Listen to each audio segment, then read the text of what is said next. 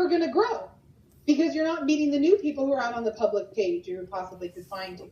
So my feeling is build up your personal network, open up a business page, get that going really well. And then if at some point you decide you want to have more of a closed community to keep the conversations going among the people who are already raving fans, then that makes the most sense. But if you only wanted to spend time doing one, I recommend the branded business page because that's going to get the word out there farther and wider than a closed group would do. Karen, some people have a check mark on their business page and others don't. What does a check mark mean? So they're verified pages. However, the only check marks most of us can get are the black ones. There's nothing wrong with having the black check mark. It basically, the check marks are a way for people to know you're really the real business you say versus a fan page. Like I could say I'm Justin Bieber, but I'm not really Justin Bieber, but the real Justin Bieber has a check mark on his page. Look nothing like it. I know. So the challenge with this is for us, so most of the time it's celebrities or very well-known brands that will have the blue check mark. Those are the real verified pages.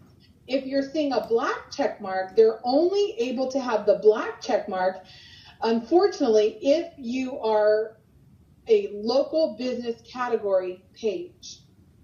And there's negative reasons not to have a local business page. So when you set up your business page, you choose categories like brand or product or cause or local. If you chose the local category, or if at any point you added your physical address to your business page, it makes your page a local page.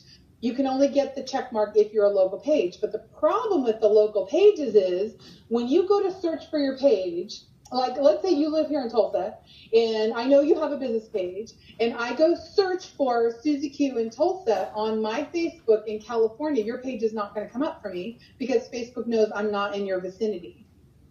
So you're limited in your local area to who can find your page. So for that reason, I don't recommend having the local category on your page or your physical address anywhere on your business page. So go home and get rid of those. Because obviously you guys can sell and sponsor all over the place. You're not limited to just your local area. So for that reason, the black check mark, most regular everyday people don't know what it means anyway, so it's not important enough to risk not being found in your outside of your local area. Was there a question on the other side? I've got one over here if you don't. Okay, go ahead. Yeah. Hey, my name is Katie Rice. I have a question about giveaways. So I've done a lot of research on Facebook algorithms, and it says that they're more harmful than they are helpful. But a lot of my giveaways create so much traction. The last one I had over 3,000 comments on it. So that's boosting a lot in my group, but everything I read said that they're harmful. So kind of what's your take on that? Okay, so the reason why they might be seen as harmful is because there's not quality content in there, and then you're not getting the quality comments and those kind of things. The other part of it is that there's a lot of rules about giveaways, and most of the people who are doing the giveaways are not complying with the rules just because you either don't know or it's not important. But what happens is if Facebook sees a bunch of comments on a thing because you're doing a giveaway and there's not a lot of actual interaction, like they're just saying yes, yes, yes, or number one, or whatever, there's not a lot of actual words and comments, they see it as spam. It looks as if it's spam. So to counteract that, there's a couple things. The first thing is make sure you're following the contest rules. So there's a whole bunch of rules about what you can and can't do. And this is not just because of Facebook, but we have state rules here in the U.S., I'm sure Canada and other places have it too, where you can't just give stuff away. There's sweepstakes rules and raffle rules and things you can and can't do and can and can't say.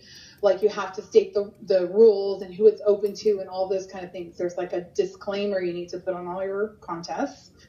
That's one thing. Things like you can't require somebody to share a post to be entered to win. That's against Facebook's rules.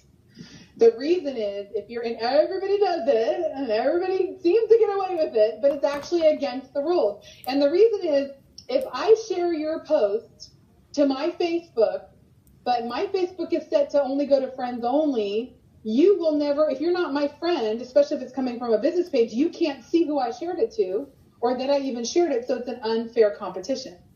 So you can't require anything that requires the personal timeline. to be entered into a contest. I can require you to like this post or comment or add a picture about something or give me your